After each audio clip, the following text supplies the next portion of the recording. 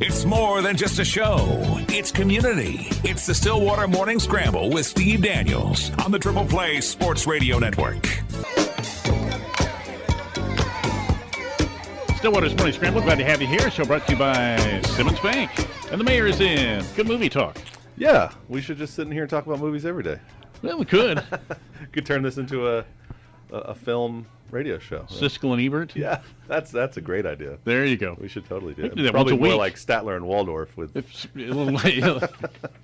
Hey, you had a busy week last week. I saw you looked like you were speaking to classroom after classroom, and I had a guest earlier, maybe a couple of weeks ago, but she said, "Do you think everybody's tired of hearing about the census yet?"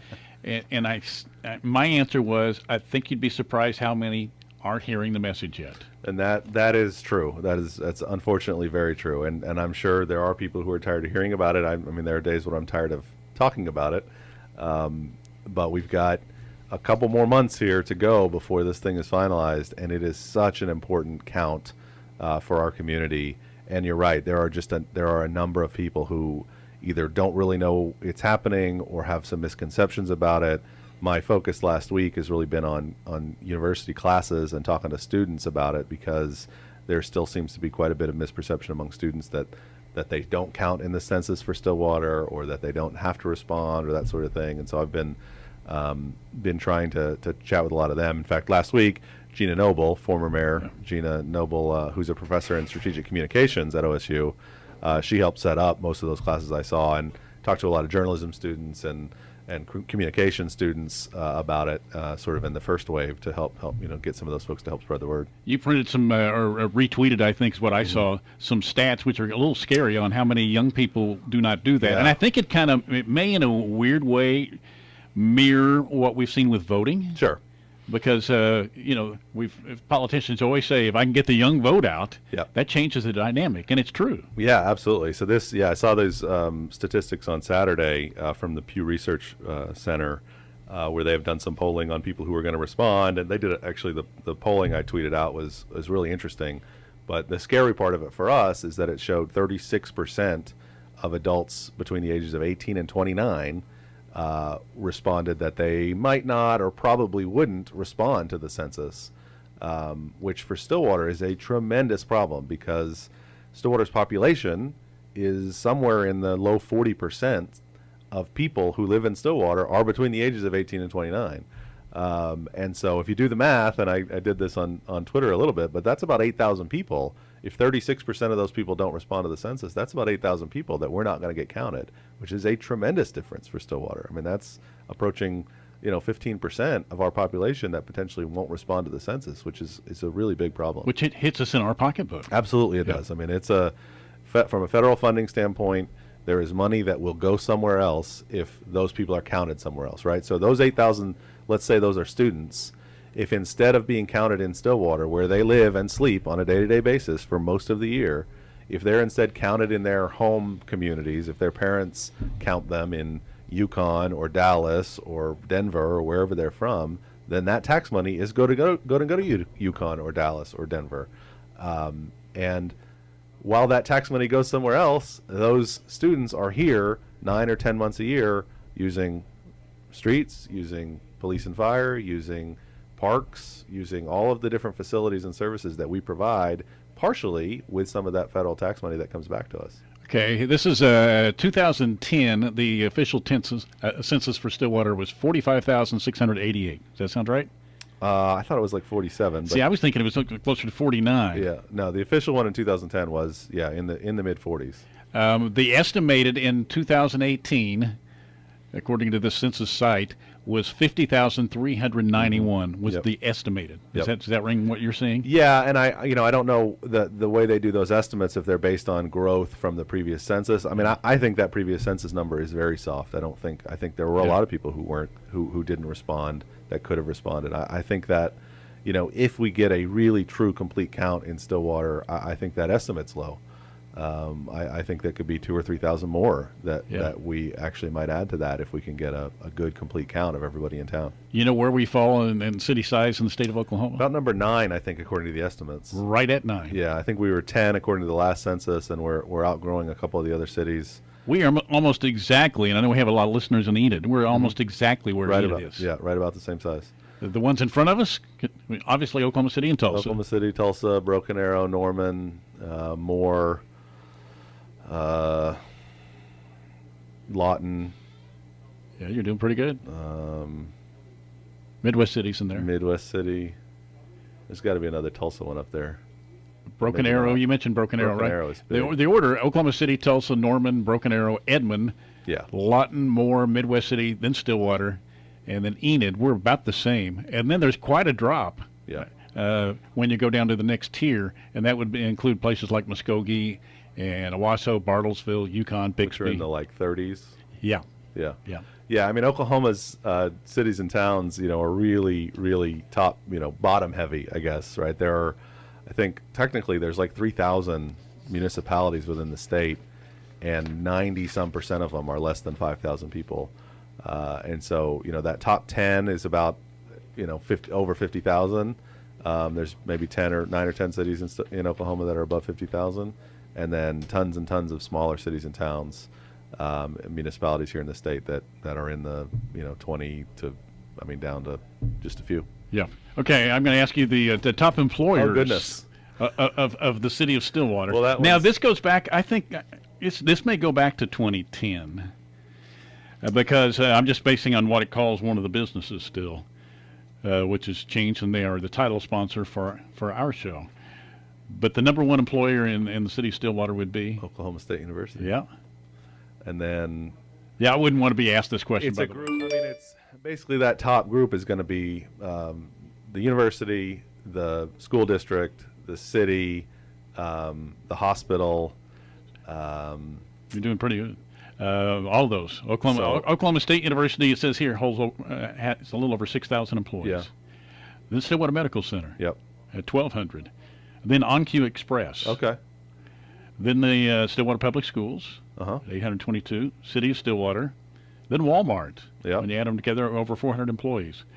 Then they call it Stillwater National Bank, which is now Simmons Bank, Yep. with over 300 employees. Oklahoma Career Tech. Yeah, Career Tech is going to be up there. The National Standard was in Yep. here. And Ocean Dental. Okay. Does that sound about right? Yeah, I think some of those have probably shifted a little bit. Yeah, I think we'll see different numbers for some of those. I know some of those have moved around a little bit, or been like you said, the bank has changed hands a little bit. So what my question would be is, with the bigger census and some changes that might come with that, who could we bring in on that list that might, besides be beneficial for those of us that live here, hire people? Yeah, that there's a whether it's expansion of existing businesses here in town, or attracting new businesses with new job bases. A lot of that, certainly the census numbers go into that. When you're talking about primary job attraction, they want to see there's enough people there. Mostly from a primary job perspective, you're talking about, are there people here to take these jobs, right? Are there enough people here that can work in these jobs, and are they trained in the ways we need them to be trained, and all that sort of thing. The other question is, if the job base isn't there, can we get the job base there, right? Are people going to be willing to move there to take these jobs, right? If we open up a facility and we're going to start hiring 300 people, well, there's not necessarily those people already in town, but people might move into town in order to take those jobs. But is this place someplace where they're going to be willing to move to take a job like that, right? The best example of this is sort of Oklahoma City and the beginning of MAPS back in the early 90s, and what happened with the Delta Airlines facility that was or United, Delta, I can't remember which one it was looking to relocate to somewhere, and they looked at Oklahoma City, and they were up against, I think, Indianapolis for that facility, and they chose Indianapolis only because people wanted to live in Indianapolis more than they wanted to live in Oklahoma City, right? And so Oklahoma City's response wasn't that they didn't have enough people, it wasn't that they didn't have enough incentives available for those businesses, it was that they didn't have enough amenities in town to get a business to say, we're going to try to hire here because people want to live here. And so their response to that was MAPS, and it was quality of life improvements. It was bringing these facilities to Oklahoma City that would attract employees, so that employers would be willing to come to the city, right? And I think you're seeing that now, the shift over the last really 10 or 15 years, with employers that are looking at places to go are looking for the employees first, and the employees are looking for, where do I want to live, right? The workforce now is much more mobile than it used to be. Right. People can live in a lot of different places and take these jobs. And so, what you see cities doing is focusing on, let's build a place where employees, where people who want jobs want to live, where they're comfortable living, where they feel like it's a benefit for them and their families. And then you see the jobs following those people, right? So it's a cycle that requires the city, I think, of Stillwater to say, how do we become a more attractive place for students to stay when they graduate? How do we become a more attractive place for workers to come and say, hey, I'd like to live in Stillwater? Because if we have those workers here, then those those employers say, okay, there's a big job base there, or there's a group of people there that we could employ. And that's part of what Envision Stillwater is, right? It is, yeah. So you want to get the input. That's a entirely private sort of group, right? I mean, that's not a city-led or a city involved kind of thing. In fact, are they keeping you apprised of what's going on with I've that? talked to some folks, yeah. I mean, okay. They're kind of letting me know. Unfortunately, the scheduling just hasn't worked out where I've been able to make one of those meetings, but yeah, I mean, there's a couple of other groups in town. I mean, the folks that brought in Quint Studer the other day to talk about his building vibrant communities and the sort of process around that. There's a number of private initiatives, including Envision Stillwater, that are looking at how do we improve our community to make it a more attractive place for employees, for people to want to be, so that we're more attractive for employers when they're looking for someplace to be. Now, we've grown a lot even in the last decade, but I don't know what year the bid started. Was it 09, 08, something like that? Yeah, it was in the... Before 2010. Yeah, the aughts. If that hadn't, and talking like our grandparents, if you didn't see the growth there, would you have come back? Oh, that's a great question, Steve. If we had gone the other direction. Yeah. No, I mean, I think it would have been a much harder decision, if I hadn't believed in the school. Yeah, and sort of seeing. I mean, and I think that's a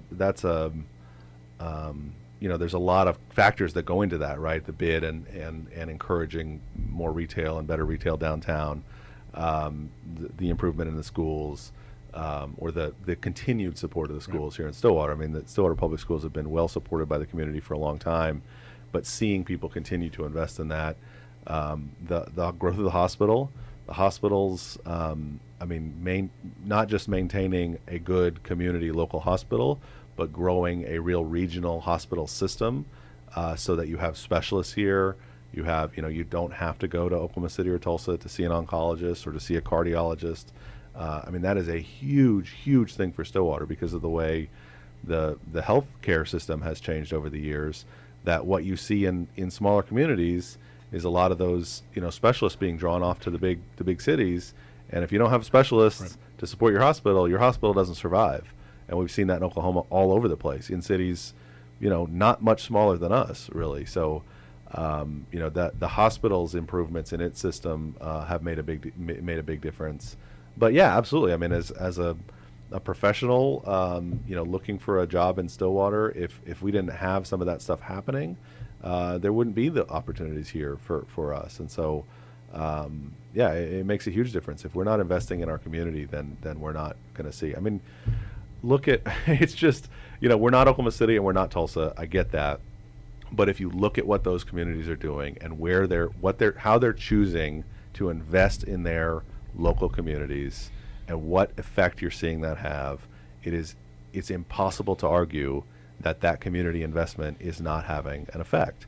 Oklahoma City, I mean, MAPS is sort of the shining example across the country. And the spillover effect was what happened in Tulsa afterwards. Yeah, absolutely. Well, Tulsa saw what Oklahoma City is doing and saying, holy cow, we've got to do something else. And so they did similar sorts of things where they're investing tax money. They've chosen to tax themselves to invest that money in parks, in the riverfront, they just broke ground on I can't remember what the number was, $20 or $30 million children's museum in Tulsa, where they're taking what they've had for a while, which is nice, that I can't remember what it's called, Children's Museum in Tulsa, but they're turning that into a world-class facility right by the Gathering Place, which is already a world-class facility.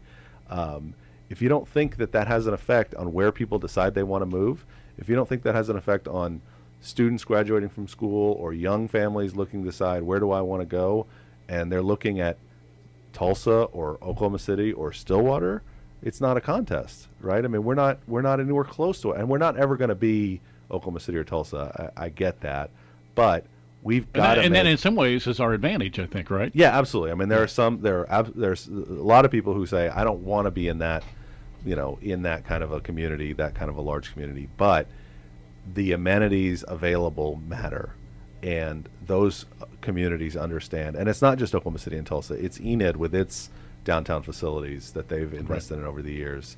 Look at Broken Arrow and its growth over there. I mean, Broken Arrow at this point is bigger than all of the other Tulsa suburbs combined because of the investment they've made in the Rose District in downtown Broken Arrow.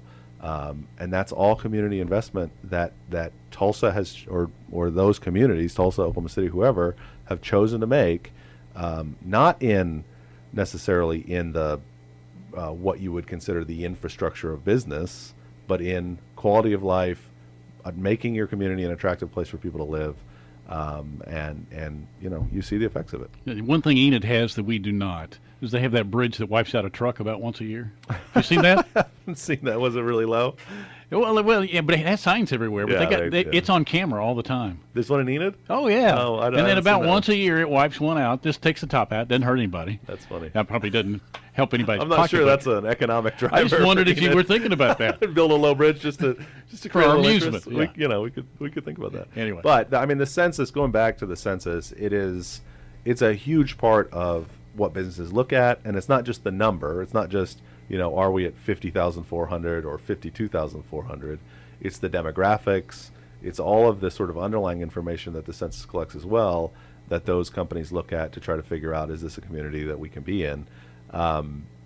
So it's so important. And from our standpoint, the number, like I said before, the number based on response rates could fluctuate wildly. I mean, there could be 8,000-9,000 people right now in our community that don't end up being counted if they don't respond to the census, and that is a huge chunk of Stillwater, and it makes a huge difference in our funding from the government. It makes a difference in our representation in the government, and it makes a difference in how companies see us from an outside perspective when they're looking at whether they want to locate here.